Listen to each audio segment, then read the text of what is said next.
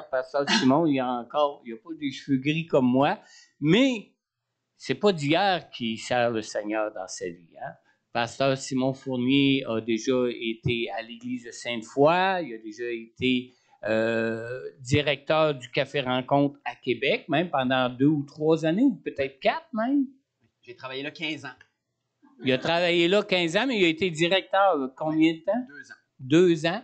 Et puis, présentement, il travaille en relation d'aide. C'est toujours pour un organisme de relation d'aide à Beauport. Et puis, il est impliqué aussi au niveau de l'évangélisation avec Carrefour Chrétien de la Capitale. Il est impliqué aussi dans la prédication avec Carrefour Chrétien de la Capitale. Il est impliqué aussi même dans la prédication au sein du district pour remplacer des pasteurs qui pourraient être absents, même qui vont quelquefois à Rivière-du-Loup. Je ne sais pas si tu fais encore Rivière-du-Loup à l'occasion. Et puis, il y a Alexandra aussi qui est impliquée à son église, qui est Carrefour Chrétien de la Capitale. Mais ce matin, nous avons le privilège de les avoir avec nous. On les a eus pour ce temps de louange et d'adoration, mais on l'a maintenant pour ce temps de prédication. Puis je pense que c'est lui qui a peut-être prié le plus fort comme Élie, parce qu'il y a sûrement un message sur son cœur qui sait qu'il vient de Dieu, puis je suis certain qu'il avait vraiment à cœur de pouvoir nous le partager ce matin. Alors Simon, si tu peux venir nous apporter la parole que Dieu a mise sur ton cœur pour nous, pour notre Église ici à Montmagny ce matin. Alors, prends toute la liberté que peut te donner le Saint-Esprit. Amen. Merci beaucoup, Pasteur François. Je suis honoré de l'invitation et je crois que pour la caméra, c'est mieux que je m'installe ici au podium. Hein? Alors, bonjour tout le monde. Puis, quand Pasteur François a communiqué avec moi, je pense que c'était un peu avant Noël, je savais sur quoi je voulais vous adresser. Je savais sur quel sujet, quel passage j'allais prêcher. Quelque chose qui m'avait fortement touché dans mes lectures de la parole. Puis, le titre de mon message, c'est « Saisis son bras ». Pour vous inviter à mieux comprendre la puissance de Dieu afin de s'y attacher. Est-ce que vous êtes friand des réseaux sociaux? Hein? Twitter, ah non, ça s'appelle plus Twitter, c'est X maintenant. On n'a pas le choix, faut s'adapter, faut suivre, hein, Instagram, c'est plus les jeunes, hein. Alors, s'il y en a qui se reconnaissent, ce verset est pour vous, ok? On va pouvoir l'afficher à l'écran. Alors, la gloire de l'Éternel sera révélée, et au même instant, tout homme la verra. Oui, c'est l'Éternel qui l'affirme. On peut appeler ça une publication virale? Au même instant, tout homme la verra. Vous avouerez que c'est quand même une prédiction qui est surprenante. Venant d'un homme, Ésaïe, qui vivait avant l'invention des moyens de communication modernes. Les savants estiment que la population de la planète, à l'époque d'Ésaïe, tournait autour de 50 à 100 millions d'êtres humains. Selon des estimations. Bon, on n'avait pas de recensement à l'époque. Donc, si la population complète de la Terre est dans maximum 100 millions d'habitants, on pourrait dire, dans un certain sens, que la prophétie s'est réalisée au mois de février dernier, 2023, quand un record de 115 millions de téléspectateurs ont regardé en direct le Super Bowl qui se tenait à Kansas City. À condition, bien sûr, de trouver que le fait de courir après un ballon est une façon de révéler la gloire de l'Éternel. Bon, j'entends vos rires, vous me rassurez. Moi aussi, j'ai une autre idée de la gloire de Dieu et je vais vous la partager sans attendre une minute de plus. Mais vous conviendrez avec moi que tout est en place, autant socialement que sur le plan technologique, tout est en place pour que le jour où le Seigneur Jésus reviendra, tous les hommes et toutes les femmes de la terre pourront le voir au même instant. Ce qui était incroyable, invraisemblable à l'époque d'Ésaïe, au moment d'écrire ces mots, devient tout à fait plausible à notre époque. Et il y a combien de prédictions bibliques qui étaient invraisemblables littéralement invraisemblable au moment d'être écrite. Et on retrouve encore des manuscrits qui témoignent que ces écrits ont réellement été produits à une époque avant les moyens de communication modernes et qui deviennent plausibles, qui deviennent réalisables. Et je vous apprends rien en vous disant qu'à chaque jour, on se rapproche du retour de notre Seigneur. Ésaïe 53, verset 1. Ça pourrait être le verset thème, le verset clé de mon message ce matin. Je vous invite à lire avec moi. Dans le chapitre d'Ésaïe 53 au complet est émouvant et puissant, mais juste le premier verset va nous lancer sur une piste que j'aimerais que vous suiviez avec moi ce matin. On va prendre une petite gorgée d'eau.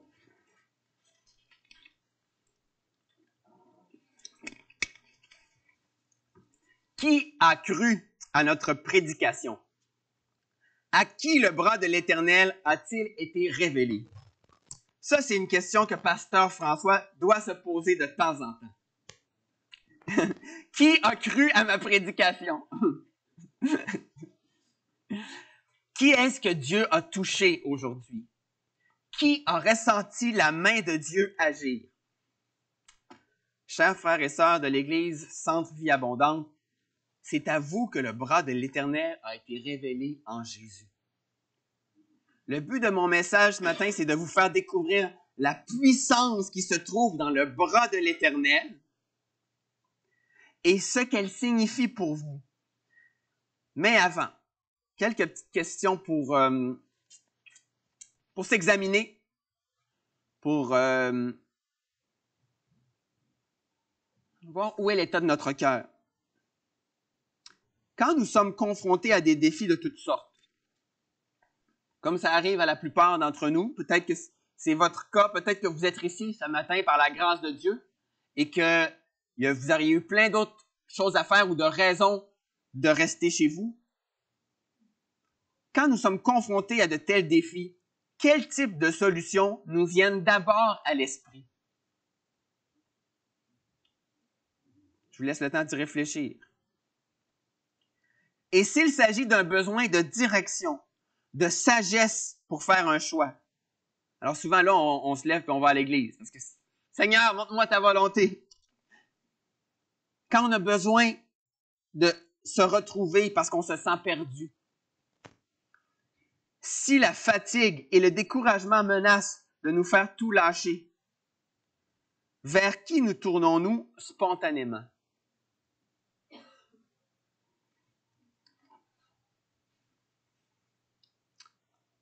La sagesse et la connaissance humaine peuvent être de mauvais guides. Mais la foi est la plus haute forme de raisonnement, car elle nous conduit tout droit dans la présence de Dieu. Vous allez dire, c'est magnifique, les mots de Simon. Non, ben c'est pas moi qui les ai inventés. Là. C'est littéralement une citation du pasteur A.W. Tozer. Mais je le répète.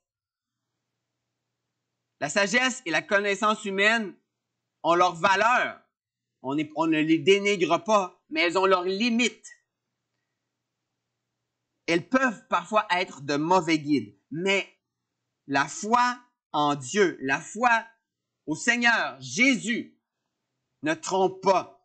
C'est la plus haute forme de raisonnement parce qu'elle nous précipite dans les bras de notre Seigneur.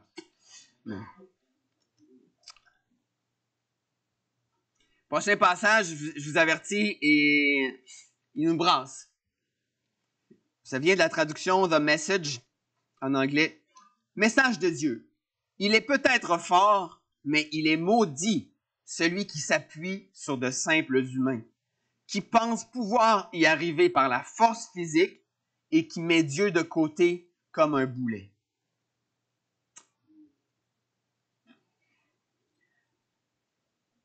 Jérémie 17, verset 5. Donc, la traduction de Message est un peu paraphrasée, mais ça nous amène droit au cœur du message biblique. Je vous posais des questions tout à l'heure. C'est quoi le type de solution qui nous vient en tête lorsqu'on vit une difficulté? que ça pourrait être une difficulté de type médical, ça pourrait être une difficulté de type professionnel. Ça peut être les deux. Ça peut... Mais c'est quoi les solutions qui nous viennent en tête ou notre recherche de solutions nous amène dans quelle direction? Est-ce qu'elle nous amène sur Internet à interroger Maître Google ou ChatGPT pour les plus jeunes? ChatGPT, j'ai essayé. ChatGPT, c'est une intelligence artificielle qui peut nous fournir des informations très intéressantes, mais qui peut nous amener à faire fausse route, qui peut vraiment nous lancer sur une fausse piste. Mais voilà, on a tous ces outils-là, on a une multitude d'outils. Lorsqu'on vit une difficulté, on va appeler notre médecin de famille, on va appeler notre meilleur ami. C'est quoi nos réflexes? Merci Seigneur pour les médecins de famille. Merci Seigneur pour nos meilleurs amis. Mais si on s'attend à ce qu'ils puissent nous sortir du pétrin dans toutes circonstances, on va être déçu et on va être maudit. Le terme est fort, mais c'est un avertissement sincère du prophète Jérémie. Alors, le titre de mon message étant « Saisis son bras », vous avez compris que je vais vous parler du bras de Dieu. Et 2 passages encore dans Ésaïe 51, verset 9. « Réveille-toi, réveille-toi, couvre-toi de force, bras de l'Éternel. » Et un peu plus loin, en 52, verset 10, le chapitre suivant, « L'Éternel déploie le bras de sa sainteté, et ce, à la vue de toutes les nations. Même les extrémités de la terre verront le salut de notre Dieu. » Alors, je pourrais vous sortir plein d'autres passages juste dans le prophète Ésaïe qui nous parle du bras de Dieu, mais ici, ces deux sont assez directs. On a la prière qui demande à Dieu d'agir. « Réveille-toi, bras de l'Éternel ». C'est comme si le prophète Ésaïe intercédait, il réclamait le bras de Dieu, le jugement de Dieu sur les ennemis du peuple. Le bras de Dieu puissant qui peut donner une victoire à son peuple, qui peut vaincre l'ennemi. Et le deuxième verset nous amène à un autre côté du bras de Dieu, c'est-à-dire le bras de sa sainteté, celui qui peut nous donner le salut. Donc d'une part, Dieu est un Dieu puissant, capable de régler le sort de ses ennemis. D'ailleurs, c'est par la grâce qu'on a la vie et que l'homme peut continuer de mener des guerres et de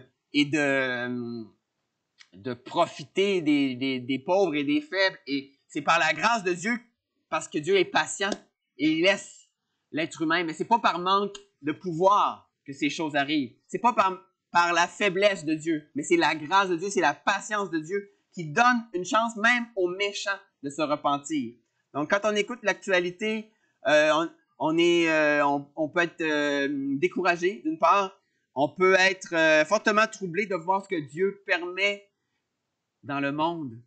Mais c'est pas par manque de pouvoir, c'est pas par manque même de compassion, mais c'est par patience, par grâce. Il donne une chance à tous de se repentir. L'Éternel déploie son bras. L'image du bras de Dieu revient tout au long de l'Ancien Testament et se veut une métaphore. Ça, c'est une expression du langage imagé. Jésus parlait beaucoup en parabole. Maintenant, une métaphore, c'est comme une parabole en un mot, le bras de Dieu. Une expression qui illustre l'immense puissance de Dieu qu'il déploie personnellement au profit de son peuple. Je crois que cette prophétie était adressée au peuple d'Israël, mais je crois aussi que nous qui avons été greffés à la famille de Dieu en Jésus, cette prophétie est pour nous aussi. Le bras de Dieu qui est déployé pour son peuple qu'il aime, c'est-à-dire les enfants de Dieu rachetés en Jésus-Christ, son Fils. Donc, c'est pas juste une puissance théorique qui est très loin dans les nuages, mais c'est une puissance d'un Dieu aimant qui agit pour son peuple. Vous allez voir, j'ai vraiment creusé profondément. Là, je vous amènerai pas au fond de la mine, mais je vous ai amené des petites perles. Ah, les perles, c'est pas dans les mines, c'est dans l'océan. Je me trompe. Je vous ramène des des pépites, des diamants, merci. Et là, vous mettez la barre haute. Je vais ramener des pépites de mon étude de la Bible. Et c'est bien, des fois, qu'il y a des pasteurs comme ça qui creusent, ils s'en vont dans le fond de la mine, il fait noir, c'est froid, mais ils ressortent le dimanche matin avec des pépites. Alors écoutez bien, on vous a sauvé du temps. Je suis allé voir l'étymologie du mot bras, OK? Est-ce que ça vous est déjà venu à l'esprit en lisant votre parole? Ah, le mot bras, je vais aller voir la racine du mot bras. Je suis sûr que ça vous est jamais arrivé. Ça prend un peu des crinqués comme moi pour le faire à votre place.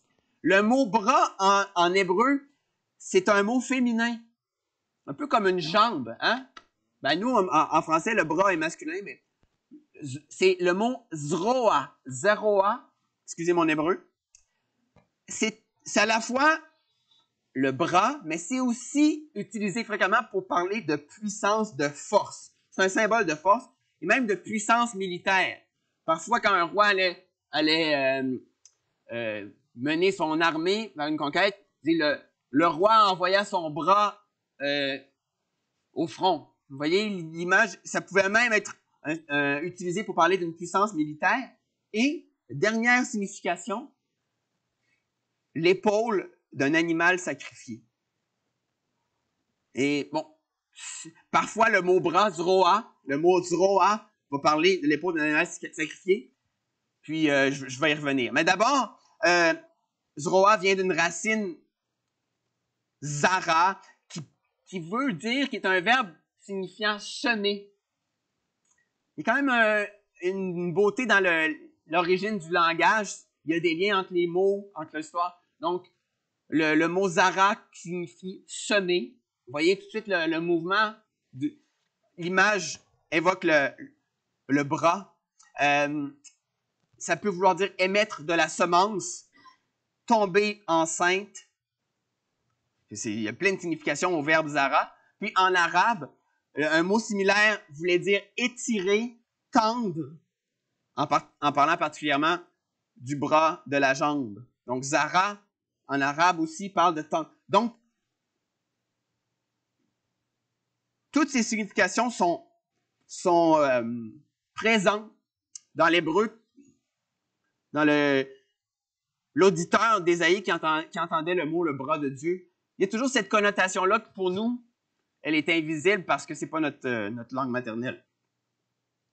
Je reviens à l'idée de l'épaule d'un animal sacrifié. Ça a été ma découverte fascinante, c'est que lors de la fête de la Pâque juive, Pessah en hébreu, les Juifs, ils se remémorent la sortie d'Égypte. Vous vous rappelez qu'eux, ils ne fêtent pas Pâques, la résurrection de Jésus. Pour ceux qui n'ont pas encore cru en Jésus comme le Messie, le Fils de Dieu, ils célèbrent la Pâque, c'est-à-dire seulement la sortie d'Égypte. Et ils ont des rituels.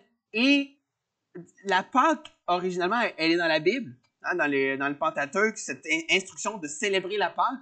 Et c'était aussi pour se rappeler comment Dieu avait agi puissamment pour les sortir d'Égypte et comment il avait jugé Pharaon, jugé les Égyptiens puissamment aussi. Et il y avait un élément qui devait reproduire à chaque année, c'était le sacrifice de l'agneau. Vous vous rappelez que pour pouvoir convaincre Pharaon de laisser partir ses esclaves précieux, les Hébreux qui étaient comme une possession précieuse, pour pouvoir les laisser partir, Dieu a dû tuer tous les enfants premiers-nés dans les familles d'Égypte. Un jugement sévère après nombre d'avertissements.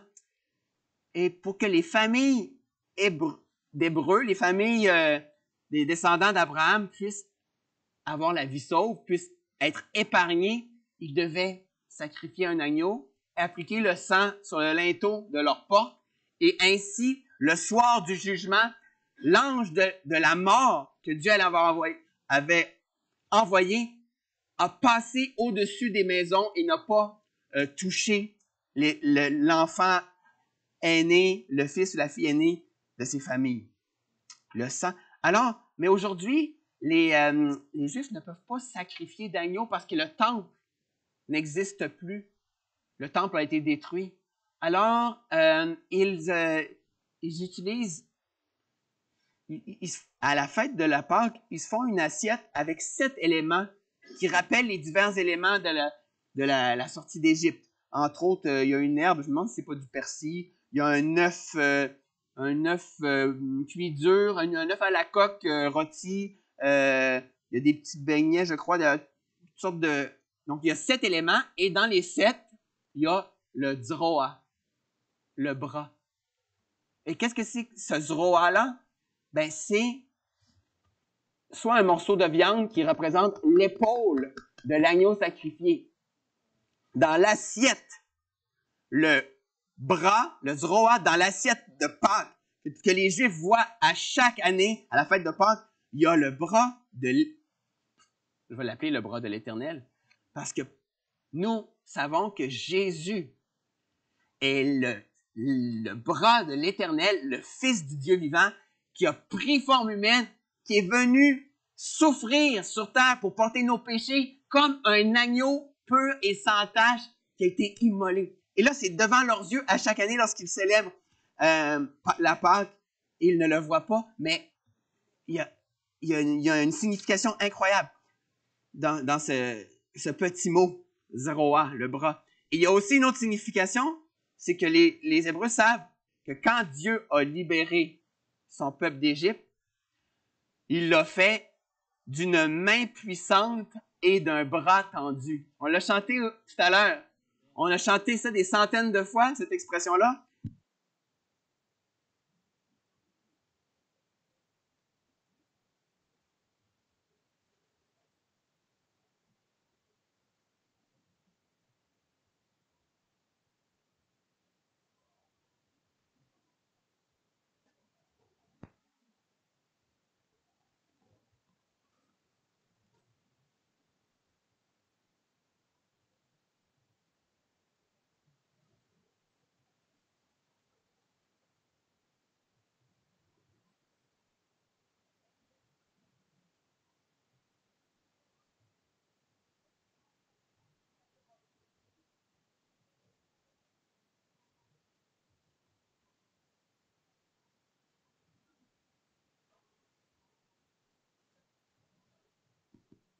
On est efficace, hein? Ben oui. On a ça. Oui, OK. La petite lumière nous dit bon, parfait. Donc, normalement, vous devriez m'entendre de nouveau. Merci de votre patience. Ça va me permettre de prendre une gorgée d'eau.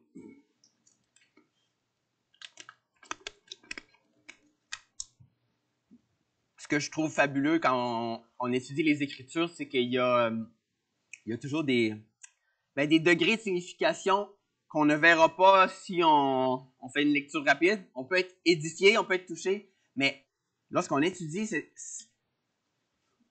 cette expression dans la Bible, on réalise que le bras de Dieu a à la fois une signification de puissance et de sacrifice. Ce qui nous semble être comme deux extrêmes. La puissance d'un homme et son sacrifice. Habituellement, c'est les faibles qu'on sacrifie, n'est-ce pas? Mais Dieu l'a pas voulu ainsi. Puis c'est tout à fait une expression très spéciale pour les Juifs parce que c'est l'origine de leur peuple. La sortie d'Égypte, c'est pas juste un événement, un bon film qui a rapporté des millions de dollars à Hollywood. C'est la naissance de leur peuple. Et aussi, c'est la naissance de notre peuple aussi, de notre Église.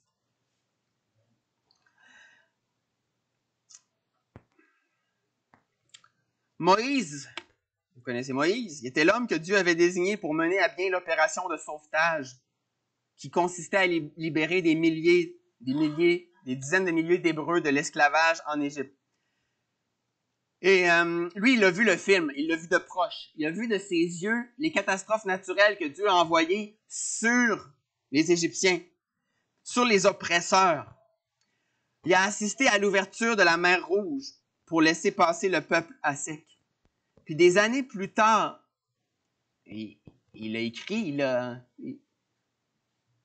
il a noté ses observations, il a rapporté, et gloire à Dieu, ses écrits ont été non seulement préservés, mais ils sont traduits pour qu'on puisse y avoir accès aujourd'hui dans notre langue. Il a vu ça, dans le livre de, je me demande si c'est pas Deutéronome chapitre 4, il rappelle au peuple tout ce qu'ils ont vu, tout ce qu'ils ont observé, ils ont été les bénéficiaires. Il leur dit, rappelez-vous ce qui s'est passé. Posez-vous la question, est-ce que c'est normal qu'un peuple vive ce que vous avez vécu? Est-ce que c'est normal? Est-ce que c'est fréquent qu'un peuple soit arraché d'une situation d'esclavage, d'oppression, puis qu'un Dieu s'adresse à eux du milieu du feu et que le peuple survive? Est-ce que c'est normal? Est-ce que c'est fréquent? Non, c'est extraordinaire. Et là, il leur rappelle dans Deutéronome 4, versets 32 à 35, vous avez vu des signes impressionnants, vous avez vu des prodiges, vous avez vu Dieu agir d'une main puissante et d'un bras tendu. Vous avez vu des exploits irrésistibles et terrifiants. Il leur a dit ça pourquoi? Il leur rafraîchit la mémoire parce que le peuple, d'une part, a tendance à oublier, et il veut qu'ils réalisent à quel point leur Dieu, c'est pas une divinité semblable aux autres croyances, aux autres religions. C'est le Dieu vivant, le Dieu puissant, et qui sont choyés. Est-ce que vous vous sentez choyés, les amis? Est-ce que vous vous sentez choyés d'être les enfants bien-aimés de Dieu? Mais là, vous allez voir, Moïse, il s'est donné, il était rempli du Saint-Esprit, il motive ses troupes. Il dit, rappelez-vous combien Dieu est grand et combien il vous aime. Mais, quelques temps plus tard, il se retrouve dans l'autre chaise. Et je veux vous amener voir dans Nombre 11, 23. Je ne l'ai pas à l'écran, mais dans Nombre 11, 23, on a un passage assez frappant où Moïse, je vais vous donner le contexte. Ils ont fait tout du chemin dans le désert avec le peuple. Et il commence à trouver sa charge lourde. Il commence à trouver sa charge lourde et le peuple, je vais être franc avec vous, ils font rien pour lui alléger sa tâche. Au contraire. Mais la goutte d'eau qui va faire déborder le vase, là, c'est la demande du peuple, si on peut appeler ça une demande, de commander du poulet pour 100 000 personnes. C'est quoi, Seigneur? Est-ce qu'ils me prennent pour un magicien? Du poulet? Et quoi? Ils veulent de la viande? Et là, Dieu va non seulement répondre à la demande du peuple, mais je trouve intéressant qu'avant de répondre aux besoins matériels, il va dire à Moïse, mon homme, t'es fatigué. Choisis 70 personnes de confiance dans le peuple et je vais prendre de l'esprit qui est sur toi et je vais le mettre sur les 70. Donc, avant de régler le problème de viande, l'appétit des Israélites, Dieu a dit à Moïse, là, je te sens fatigué, mon homme. Je vais prendre de l'esprit qui est sur toi, de mon esprit, et on va partager la tâche. On va diviser la tâche avec d'autres femmes de confiance. Donc, j'attire votre attention sur la réaction de Moïse et la façon dont Dieu va le reprendre. Alors, la réaction de Moïse quand Dieu dit oui, je vais répondre à la requête de mon peuple. Ils sont ingrats, ils ne réalisent pas tout le bien que je leur ai fait, mais je suis un Dieu de grâce. Je vais agir, puis dans quelques jours, ils vont manger de la viande à satiété. Il dit même, ça va leur sortir par le nez. C'est écrit comme ça dans le livre des Nombres. Donc, Moïse, sa réaction, c'est surprenant. Il est sceptique. Il dit, Seigneur, il y a des centaines de milliers de personnes, puis toi, tu dis que tu vas leur donner de la viande, puis ils vont en manger pendant un mois. Là, il va falloir que tu m'expliques quelque chose, Seigneur, parce que on est dans le désert. As-tu vu beaucoup de moutons, de poulets, de bœufs se promener, là? T'as-tu vu des lacs remplis de poissons? Je pense que je pense que tu fais... Tu me racontes des salades, là. C'est tout à fait impossible. C'est pas réalisable. Moïse est sceptique. Le même Moïse qui a vu Dieu ouvrir la mer Rouge, qui a vu Dieu transformer l'eau du Nil en sang, qui a vu Dieu... Hein? C'est quoi les miracles, les prodiges que Dieu a fait en Égypte? Pour y en nommer? Le buisson ardent. Juste Moïse qui a vu un buisson lui parler puis brûler sans se consumer. Juste ça. Après, son bâton qui s'est transformé en serpent. Il a vu tout ça, mais là, il est fatigué. Quand on est fatigué, là, je vous dis, notre QI, là, il fait wouh! Là, il semble... C'est comme s'il était amnésique.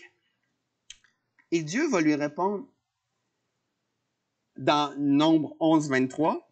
Et c'est le verset que je vous avais cité. Dieu va répondre, « Le bras de l'Éternel serait-il trop court? Tu vas voir maintenant si ce que je t'ai dit arrivera ou non. » Ah, Moïse, tu ne crois pas? Tu ne crois pas que je vais offrir de la viande à mon peuple? C'est quoi qui est apparu sur le sol là, hier matin là, pour nourrir les Hébreux? C'est pas de la manne? Une nourriture gratuite. Puis moi, je te dis que je vais envoyer de la viande, puis tu ne me crois pas. Le bras de l'Éternel serait-il trop court? Frères et sœurs, si Moïse a pu douter après tout ce qu'il avait vu, que ça se peut que parfois, on doute, qu'on soit un peu sceptique, qu'on vive des moments de faiblesse spirituelle, disons. Je ne vais pas prendre trop de temps ce matin. Je pense que vous voyez où je veux en venir. Je continue avec un autre passage, un passage poignant qui est dans Ésaïe, où Dieu reproche à son peuple son manque de foi. Donc, on va essayer de le prendre pour nous, OK? Un reproche, pas pour nous rabaisser, mais un reproche pour nous corriger, pour nous ameuter. Hein? D'accord? Bon. Donc, dans Ésaïe 50, est-ce que c'est le prochain passage? Oui. Ésaïe 50, verset 2, le début dit « Je suis venu. Pourquoi n'y avait-il personne? » C'est Dieu qui parle, OK? « J'ai appelé. Pourquoi personne n'a-t-il répondu? Mon bras serait-il trop court pour vous libérer? N'ai-je pas assez de force pour vous délivrer? » La même question qu'il avait posée à Moïse, il la pose à son peuple ici. Je suis venu. Je suis venu, personne. Il n'y avait personne. Je vous ai appelé.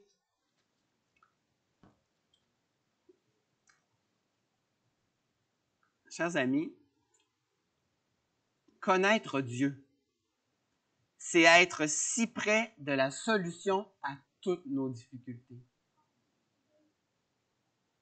Est-ce qu'on réalise que de connaître le Seigneur, c'est d'être si près de la solution à toutes nos difficultés? Être près. Être près. La proximité, ça signifie la disponibilité. OK? La disponibilité. Pas l'instantanéité et pas la facilité. Je suis pas en train de dire que connaître Dieu, c'est avoir tout instantanément. Je suis pas en train de dire que de connaître Dieu, c'est d'avoir tout facilement. C'est pas la facilité, le confort. Non, non. Mais ce passage-là, dans Ésaïe 50, nous rappelle encore que connaître Dieu, c'est d'être si près du Dieu dont le bras est pas trop court pour nous libérer, qui ne manque pas de force pour nous délivrer. Je pense à Jésus qui disait, et qui dit encore dans l'Apocalypse 3:20, « Voici, je me tiens à la porte et je frappe. Si quelqu'un entend ma voix et m'ouvre la porte, j'entrerai chez lui. Je mangerai avec elle. Je mangerai avec lui et lui avec moi. » Si Jésus il est si près, si disponible, si volontaire. Combien d'entre nous allons être prêts à nous lever et aller lui ouvrir?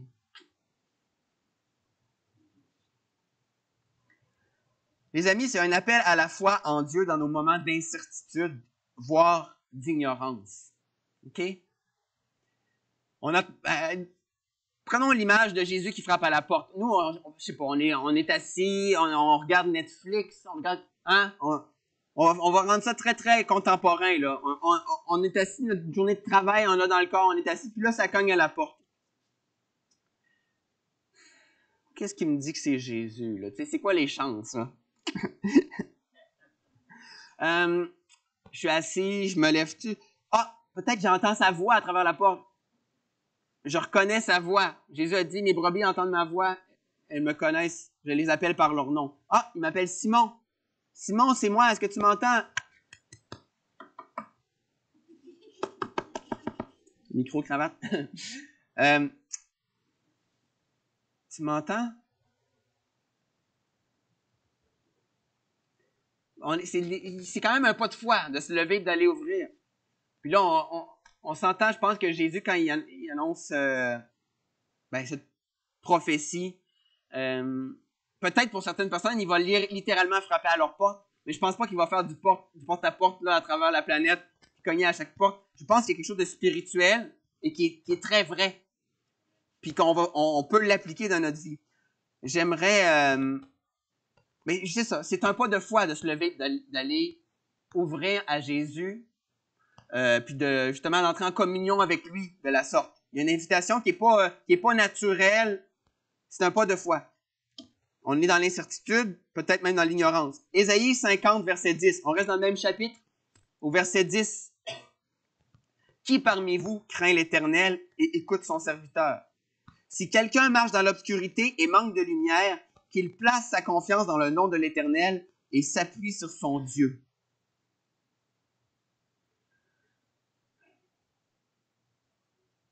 Qui parmi vous craint l'Éternel et écoute son serviteur? Si vous marchez dans l'obscurité, frères et sœurs, si vous sentez que vous manquez de lumière, vous avez des décisions à prendre, c'est pas évident, placez votre confiance dans le nom du Seigneur puis appuyez-vous sur votre Dieu.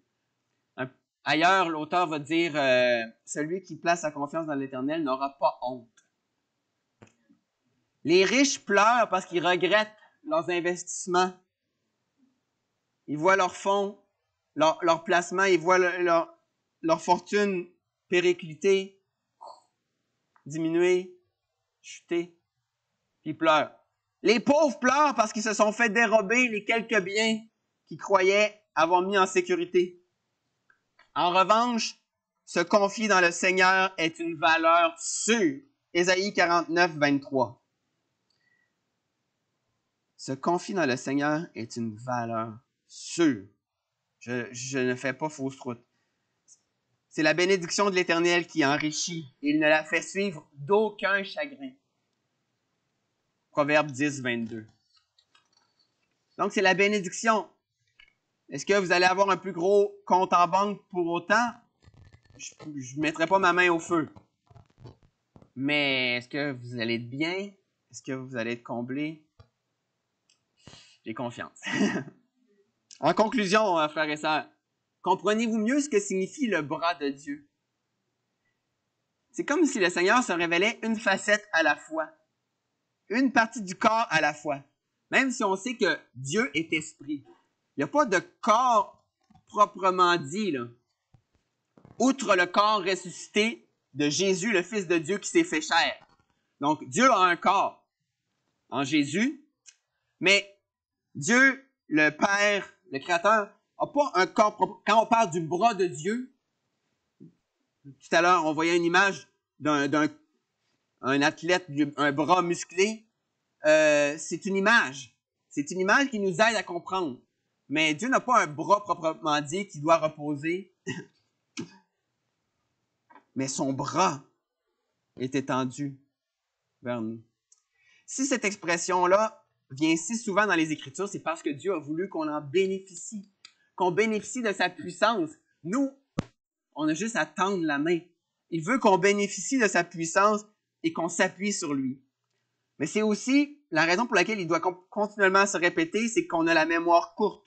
Notre vision de Dieu a tendance à rétrécir avec le temps. Ça l'a fait pour Moïse, ça le fait pour nous. Notre vision de Dieu, si on fait rien pour l'entretenir, elle a tendance à rétrécir avec le temps. Je vous dis là, je dis pas essayez-le, je dis essayez-le pas. Nourrissez votre vision de Dieu avec la parole. Notre vision a tendance à rétrécir avec le temps si on fait rien. Mais, je vous l'ai dit tout à l'heure, connaître Dieu, c'est être si près de la solution à toutes nos difficultés. Chers amis, je me prêche à moi-même, là. Combien de fois, là, je m'inquiète ou je me fatigue à chercher des solutions humaines. Mais connaître Dieu, c'est être si près de la solution à toutes nos difficultés. Ah! Simon, tu réécouteras ton message, je pense que ça va être enregistré, hein? Connaître Dieu. Est-ce qu'on est insensé au point de l'oublier? Je termine avec ce beau passage dans Ésaïe 40. On a été beaucoup dans le livre d'Ésaïe. Ésaïe 40, versets 10 à 11. Le Seigneur, l'Éternel, vient avec puissance et son bras lui assure la souveraineté. Il a son salaire avec lui et sa récompense est devant lui. Pareil à un berger, il s'occupera de son troupeau. Il prendra les agneaux dans ses bras et il les portera contre sa poitrine. Il conduira les brebis qui allaitent. Par amour pour toi, il a étendu les bras sur une croix. Le symbole de sa puissance était là, cloué sur un supplice en bois. Jésus n'a pas abandonné sa puissance. Écoutez-moi bien, Jésus n'a pas abandonné sa puissance, il a soumis sa volonté. C'est très différent. Lui seul qui peut pallier nos faiblesses et nous guérir de notre entêtement. Es-tu prêt ce matin à te faire prendre dans ses bras, à être porté contre sa poitrine et à vivre tous les privilèges de l'adoption? J'inviterai Alexandra peut-être à venir nous conduire dans un dernier chant. Es-tu prêt ce matin? Le Dieu d'éternité, et c'est le dernier verset que je vais afficher, le Dieu d'éternité est un refuge, et sous ses bras éternels est une retraite. Saisis son bras aujourd'hui, et ne le lâche surtout pas. Saisis son bras. On va prier ensemble.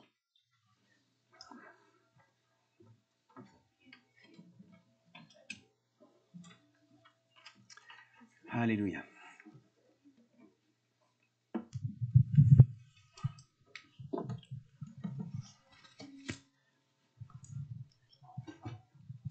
Alors Seigneur, on veut te magnifier, te remercier pour ta parole qui nous a tellement fait du bien ce matin.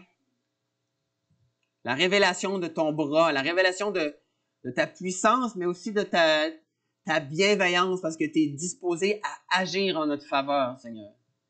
Tu es disposé, tu l'as montré maintes et maintes fois, tu l'as surtout démontré une fois pour toutes en Jésus, ton Fils. Et on veut se confier en toi, Seigneur. Se confier dans le nom de ton Fils Jésus. Relève ceux qui sont abattus, Seigneur. Fortifie ceux qui sont affaiblis. Et ce matin, je te prie particulièrement de prendre ton esprit et de le mettre sur chacun de nous pour qu'on puisse former un peuple qui est animé, qui est confiant, qui est interrelié, qui se soutient les uns les autres. Merci, Père, dans le nom de Jésus. Amen.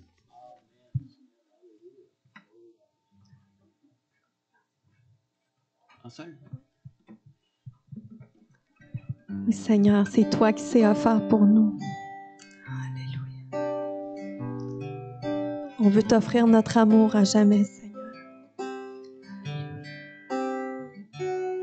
Merci de m'aimer tel que je suis, Seigneur Jésus. Tu m'as accepté malgré mes péchés, ô majesté.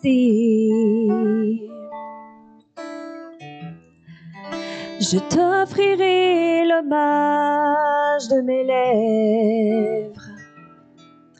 Je t'offrirai mon amour à jamais. Merci de m'aimer, Seigneur. Merci de m'aimer tel que je suis, Seigneur Jésus. Tu m'as accepté malgré mes péchés, ô majesté. Je t'offrirai l'hommage. Je t'offrirai l'hommage de mes lèvres. Je t'offrirai mon amour à jamais.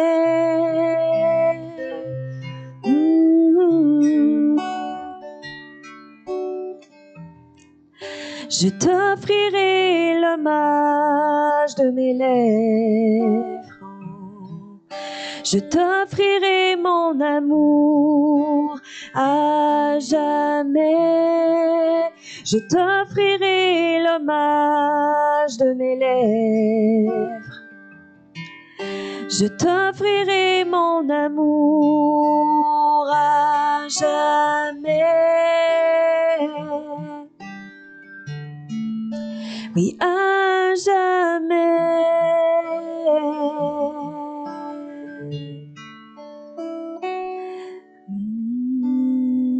Merci Seigneur.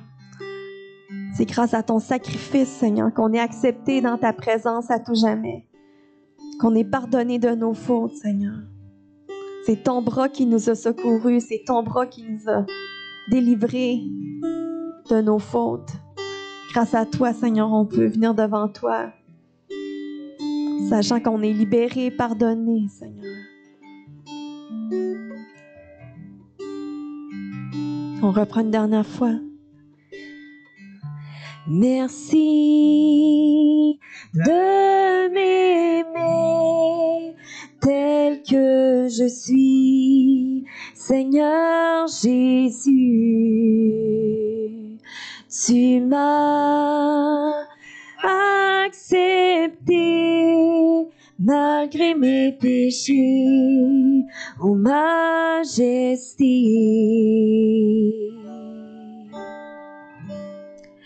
Je t'offrirai l'hommage de mes lèvres. Je t'offrirai mon amour à jamais.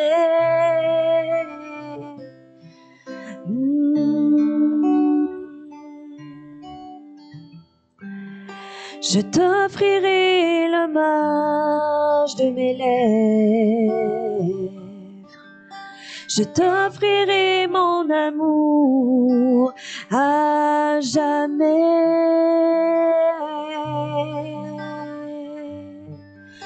Oui, à jamais. Nous te louerons, Seigneur, à jamais.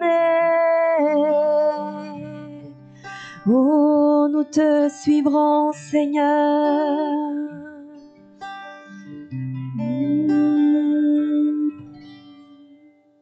Amen.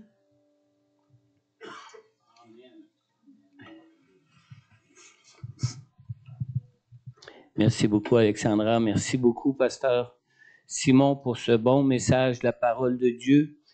Et je crois qu'il va très bien avec ce que je vous ai partagé le dimanche dernier en ce qui concerne cette nouvelle année de 2024 que nous débutons. Dans Éphésiens 3:20, c'est la parole de Dieu nous dit ici, écoutez bien, à celui qui peut faire, par la puissance qui agit en nous, infiniment plus que tout ce que nous demandons ou pensons. À lui soit la gloire dans l'Église en Jésus-Christ pour toutes les générations au siècle des siècles. Peut-être ce matin, tu sens que ou tu as des doutes concernant certaines promesses de Dieu pour toi, pour ta vie. Dieu veut les accomplir, ces promesses-là. Dieu veut chasser ce doute dans ton cœur et veut le faire pour toi. Mais vous savez, c'est par la foi qu'on reçoit toute la rémunération, toutes les bénédictions de Dieu pour nos vies. C'est une question de foi. Moïse a douté que Dieu était d'une main puissante, pouvait nourrir une foule si nombreuse en plein désert. Mais pour Dieu, il n'y avait rien d'extraordinaire. Et pour ta vie, pour 2024, pour les promesses que tu as déjà reçues de Dieu, que tu n'as pas vues encore s'accomplir pour toi, pour ta vie, Dieu va les accomplir pour toi. Il va les accomplir en son temps, mais il est tout puissant pour les accomplir. Alors ce matin, si peut-être que tu ressens un doute dans ton cœur concernant les promesses que Dieu a pu déjà te faire dans ta vie, approche-toi, on va les confier au Seigneur ce matin et tu vas pouvoir voir combien Dieu peut faire au-delà de ce que tu peux même penser ou imaginer pour toi avec son bras puissant. Saisis le bras de l'Éternel pour toi ce matin. Amen. On va inviter Alexandra à nous conduire dans un autre chant, un chant d'adoration pour notre Dieu. Et si tu as des doutes quelconques concernant des promesses de Dieu pour toi, pour 2024, ou pour l'espérance que tu as mis en Dieu pour ta vie, approche-toi ce matin, on va prier pour toi. Juste à t'avancer ici en avant. Amen. Amen. Levons-nous ensemble pour un dernier chant de louange et d'adoration.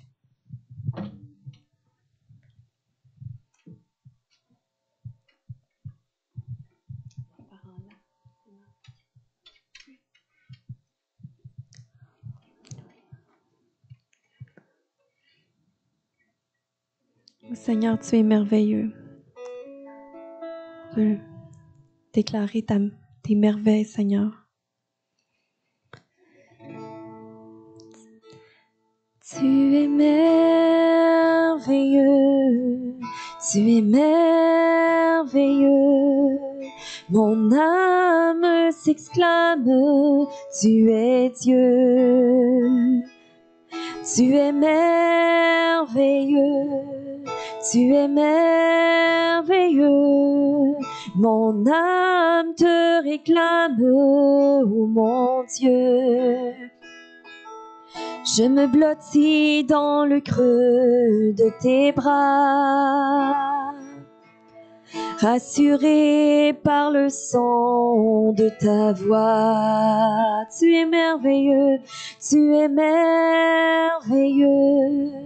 tu es merveilleux, Seigneur. Mon âme s'exclame, tu es Dieu. Tu es merveilleux, tu es merveilleux. Mon âme te réclame, ô mon Dieu. Je me blottis dans le creux de tes bras, rassuré par le son de ta voix. Je me blottis dans le creux de tes bras, rassuré par le son de ta voix.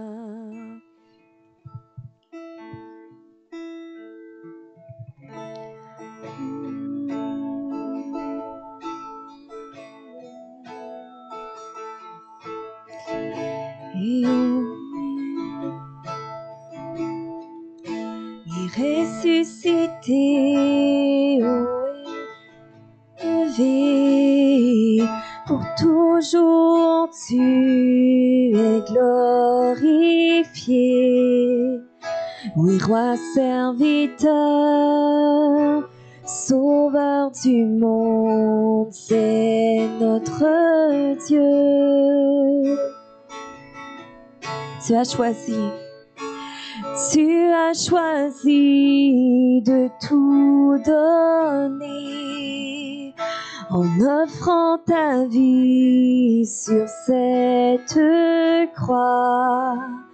Ô grand est l'amour versé pour nous, c'est notre Dieu. Ressuscité, haut élevé, pour toujours tu es glorifié, Seigneur, roi serviteur, sauveur du monde, c'est notre Dieu. Oh, tu as choisi de tout donner en offrant ta vie sur cette croix. Grand est l'amour versé pour nous, c'est notre Dieu. Il est ressuscité, ressuscité, haut élevé. Pour toujours tu es glorifié. Roi serviteur, sauveur du monde, c'est notre Dieu. Notre Dieu élevé au-dessus de tout, c'est notre Dieu qui sait faire pour chacun de nous, c'est notre Dieu.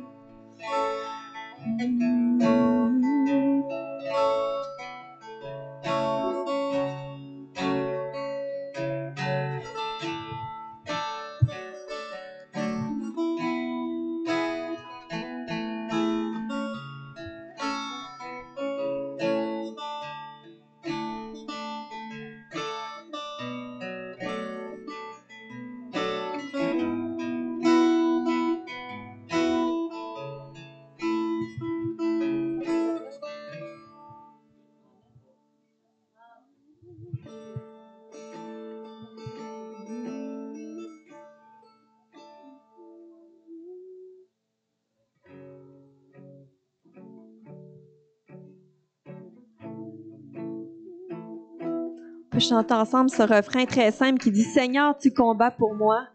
Dieu, la victoire est en toi. Alléluia. » Seigneur, tu combats. Seigneur, tu combats pour moi. Dieu, la victoire est en toi. Alléluia. Alléluia. Tu as déchiré la mer et m'a guidé au travers. Alléluia. Alléluia. Seigneur, tu combats pour moi. Dieu, la victoire est en toi. Alléluia. Alléluia. Tu as déchiré la mer et m'a guidé au travers. Alléluia. Alléluia. Tu combats pour moi. Seigneur, tu combats pour moi. Dieu, la victoire est en toi. Alléluia. Alléluia. Tu as déchiré la mer et m'a guidé au travers. Alléluia. Alléluia. Seigneur, tu combats pour moi. Dieu, la victoire est en toi. Alléluia. Alléluia. Tu as déchiré la mer et m'a guidé au travers. Alléluia. Alléluia. Alléluia, Seigneur. Tu le feras encore, Seigneur. Tu le feras encore. Gloire à toi. Amen.